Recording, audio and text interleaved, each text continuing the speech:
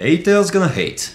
Oui, aujourd'hui je vous propose une vidéo putaclic pour faire une comparaison entre Justice League et Avengers. Alors, pas pour nourrir les esprits qui seraient prêts à me défoncer en commentaire, et je suis ravi de les lire, mais tout simplement parce que je trouve que la comparaison des deux films prouve un souci majeur chez Justice League, à savoir la difficulté de passer après quelque chose qui a été très bien géré d'Avengers. Car oui, aujourd'hui nous parlons de Justice League versus Avengers en 180 secondes.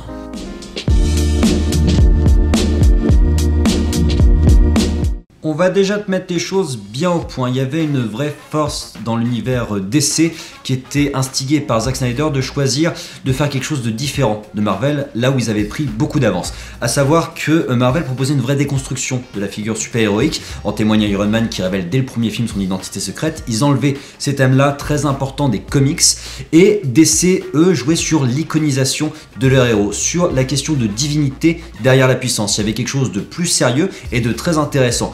Pas mieux, juste différent. Et le souci avec Justice League, c'est qu'il refuse ce qui avait été instigé avant pour revenir sur le terrain de Marvel, avec beaucoup de retard et sans la même précision. Et par conséquent, Justice League prouve que Marvel Studios et Avengers sont des réussites exceptionnelles de par le fait qu'ils échouent là où ils ont réussi. C'est pas un échec faramineux, dans le sens où les films sont pas exécrables, mais c'est difficile de passer après un Avenger très réussi, là où Justice League fait beaucoup moins bien. Déjà, l'univers partagé est très cohérent chez Marvel, là où Warner n'arrive pas du tout à le gérer, en témoigne leur communication calamiteuse. On ne sait toujours pas si Ben Affleck continuera à jouer Batman, ou ce genre de questions.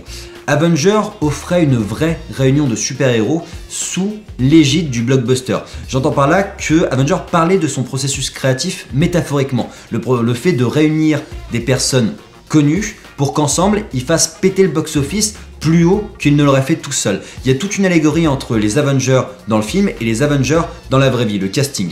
Justice League ne cherche pas à faire un fond de ce genre-là et n'offre pas ce genre de richesse sur le thème du cinéma. C'est juste une bande démo de combat avec des personnages iconiques de la pop culture sans tenter à chercher plus loin.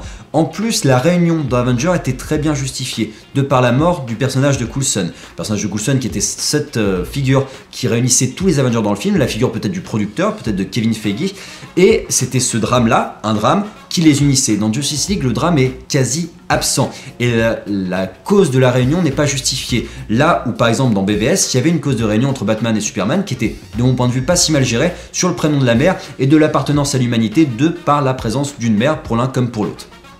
Avengers proposait des utilisations de personnages secondaires pour le bien de l'intrigue, c'est pas du tout le cas de Justice League. Gordon et Mera sont complètement inutiles et c'est juste du fanservice. Il y avait une vraie faiblesse de méchants chez Marvel, et ben Justice League fait pire, Steppenwolf est vraiment naze, là où un Lex Luthor ou un Zod était bien mieux travaillé. Il y a une vraie faiblesse des musiques chez Marvel, on en parle souvent, et ben Justice League fait encore pire parce qu'il refuse ce qui avait été fait excellemment bien chez Hans Zimmer et Junkie XL sur le BVS ou sur le Man of Steel. Il y a un vrai travail d'équipe dans Avengers, chez Marvel Studios, c'est pas du tout le cas de Justice League, les héros ne sont pas complémentaires mais ils bourrinent. La gestion des civils est très intéressante dans Avengers, ils essayent de les sauver. Là, il y a 100 pécores à tout casser, on nous montre qu'on les sauve juste pour donner un petit côté « Ah, tout va bien », mais ça ne suffit pas et ça fait vraiment cheapos. Il y a des morts dans Avengers, il n'y en a plus dans Justice League, là où pourtant Warner était censé être plus triste, DC était censé être plus sérieux. Et puis il y a des présentations plus rapides et plus efficaces, notamment du côté de Civil War, avec Black Panther et Spider-Man, qu'on arrive à te présenter dans une petite scène de 5 minutes, et Justice League n'arrive pas à présenter ses nouveaux personnages, à part peut-être Cyborg, qui lui a une ligne narrative et qui lui, surtout, a un drame. Et top!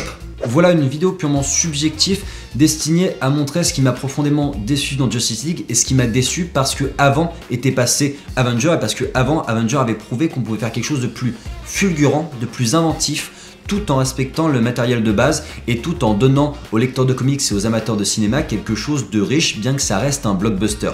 C'est encore une fois pas une guerre intestine entre Marvel et DC, c'est pas du tout le sujet. Je suis juste très déçu parce que je trouve que Zack Snyder défendait une vision sur Man of Steel et BVS et que cette vision a été complètement détruite par le studio et j'ai profondément peur pour la suite du DC Extended Universe. Je vous rappelle que ma web-série est toujours en diffusion sur Popcast tous les vendredis. Vous avez rendez-vous pour un nouvel épisode des Plaidoiries de l'absurde. Ça me ferait très plaisir si vous acceptiez d'y jeter un petit coup d'œil et puis de me laisser un petit commentaire.